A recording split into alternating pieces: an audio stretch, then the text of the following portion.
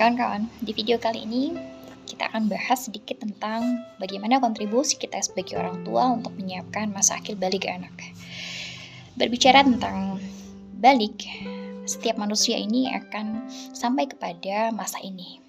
Nah, oleh karena itu fokus saya di sini saat ini adalah tentang bagaimana kita menyiapkan masa akalnya.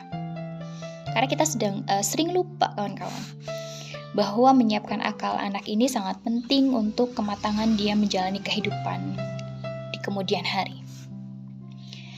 Ini nggak bisa berjalan begitu saja, kawan-kawan, tanpa disiapkan, gitu ya. Kalau kita punya harapan bahwa anak ini akan menjalani kehidupan ini dengan sebaik-baiknya, gitu ya.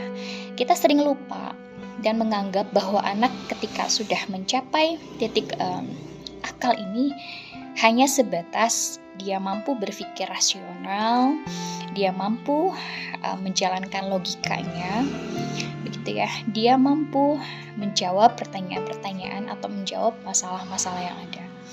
Padahal, kawan-kawan, akil balik anak ini adalah juga tentang bagaimana dia mampu menahan diri dari sesuatu hal yang salah, gitu ya. Bahkan puncaknya adalah bagaimana dia mampu berpikir dan bertindak untuk tidak mengecewakan Allah, kawan-kawan. Jadi itu intinya. Jadi bukan hanya berpikir logika. Kalau seandainya dia sudah berpikir tindakannya untuk tidak mengecewakan Allah, maka dia akan berhati-hati. Maka dari setiap keputusan yang akan dia ambil, dia selalu menimbang, bukan hanya sebatas tahu benar dan salah, tapi juga dia akan condong ke arah yang benar ketika dia memilih sesuatu, gitu ya. Karena dia tahu bahwa apa yang dia lakukan ini suatu saat nanti akan dipertanggungjawabkan di akhirat. Ini satu proses kematangan berpikir, akal, yang sebetulnya harus kita siapkan sebelum anak berjuang di dunia luar, begitu.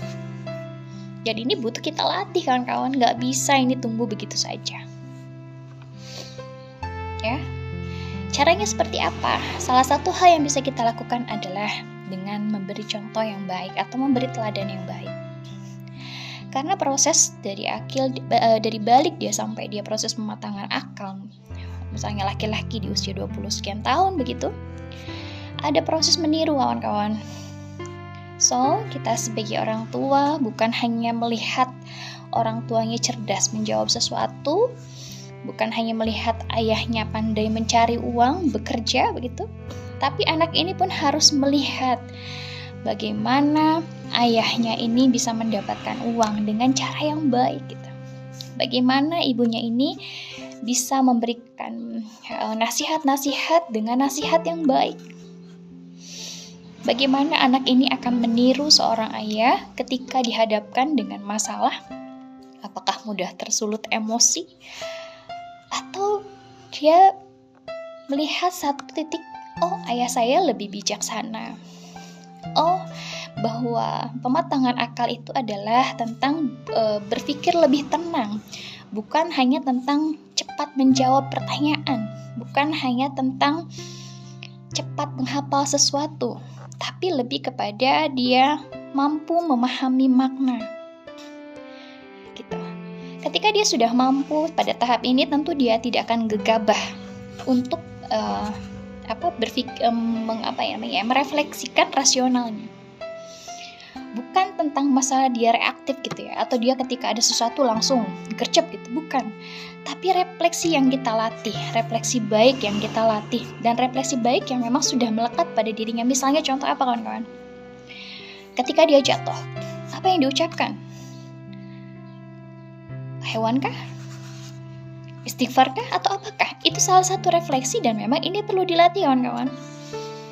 Lalu juga kita contohkan. Ya, jadi sekali lagi bahwa penanaman akal untuk mencapai suatu kematangan akal yang baik adalah satu, dengan cara kita melatih anak untuk mampu menahan diri dari sesuatu yang salah, lalu kemudian menyadarkan anak untuk berbuat agar tidak mengecewakan Allah. Dan yang ketiga adalah bagaimana anak ini berpikir ketika dia akan bertindak, dia harus mempertanggungjawabkan ini di akhirat nanti. Jadi, tumbuhkan kesadaran akan itu, maka insya Allah kematangan ini akan didapat ya. Kita sebagai orang tua patut mencontohkan, tapi selebihnya adalah anak harus berpikir bahwa bukan hanya meniru, tapi kenapa saya melakukan ini gitu ya. Apa manfaatnya? Bagaimana saya berbuat begitu? Ya. Jadi latih komunikasi kita setiap hari kepada anak, dengarkan permasalahan yang dia hadapi, dengarkan solusi yang sudah dia berikan masukan, dan kondisi kematangan jiwa tidak akan terbentuk jika anak tidak diberi ruang untuk berpikir, jika anak tidak diberikan kesempatan untuk salah, jika anak tidak diberikan kesempatan untuk berubah. Jika kita mendidik anak dengan penuh kemarahan, dengan penuh sensitivitas, dengan penuh menyalahkan, itu kita gak akan dapatkan. Mulai dari kita, mulai bentuk kelembutan hati dari diri kita, agar kita bisa punya anak yang memang bisa sama-sama di surga nanti kawan-kawan. Oke, memang tidak mudah, tapi bisa kita usahakan kawan-kawan. Semangat ya!